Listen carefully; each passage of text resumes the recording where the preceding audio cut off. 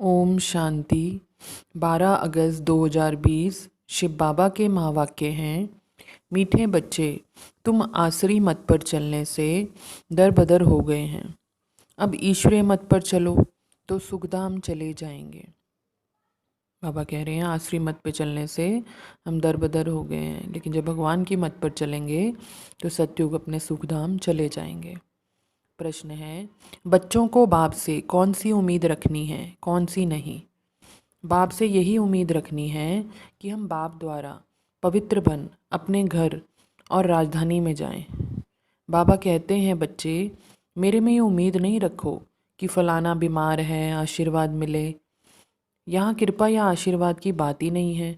मैं तो आया हूँ तुम बच्चों को पतित से पावन बनाने। अब मैं तुमको ऐसा कर्म सिखलाता हूँ जो विकर्म ना बने। तो बाबा बच्चों को कौन सी उम्मीद रखनी है कह रहे हैं और कौन सी नहीं। तो बाबा से उम्मीद रखनी है कि बाबा हमें पवित्र बना के अपने घर वापस ले जाएंगे और फिर सतयुग में लाएंगे। लेकिन ये उम्मीद नहीं रखनी कि फ़लाना बीमार है तो आशीर्वाद मिले।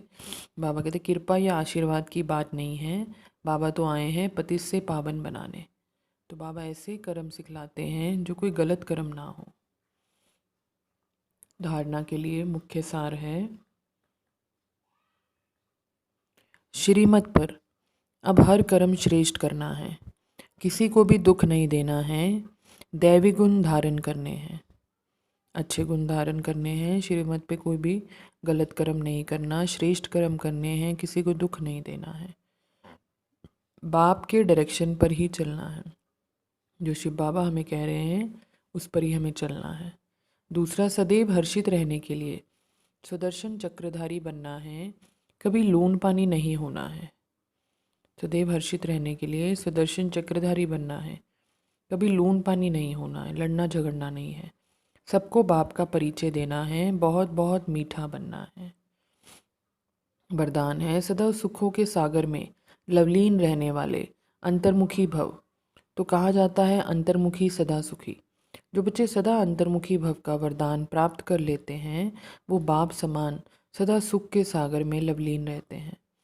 सुखदाता के बच्चे स्वयं भी सुखदाता बन जाते हैं, सर्व आत्माओं को सुख का ही खजाना बांटते हैं। तो अब अंतर्मुखी बन ऐसी संपन्न मूर्ति बन जाओ जो आपके पास कोई भी किसी भी भावना से आए अपनी भावना संपन्न करके जाए। जैसे बाप के खजाने में अप्राप्त नहीं कोई वस्तु, वैसे आप भी बाप समान भरपूर बनो। तो बाबा कह रहे हैं सुखों के सागर में लवलीन रहने वाले बनना है, तो उसके लिए अंतर्मुखी ही सदा सुखी है। तो जो सुख के सागर में लवलीन रहते हैं, बाबा कहते हैं वो सुख का ही खजाना बांटते हैं। तो अंतर्मुखी बन ऐसी मूर्ति बन जाओ जो आपके पास कोई भी आए तो उसकी भावना पूर्ण हो।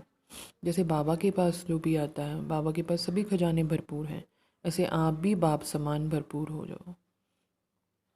स्लोगन है, रूहानी शान में रहो तो कभी भी अभिमान की फीलिंग नहीं आएगी। आत्मिक शान में रहो कि परमात्मा मिला है और बाबा ने हमें कितने सम्मान दिए हैं, उस शान में रहो तो कभी अभिमान की फीलिंग नहीं आएगी। ओम शांति।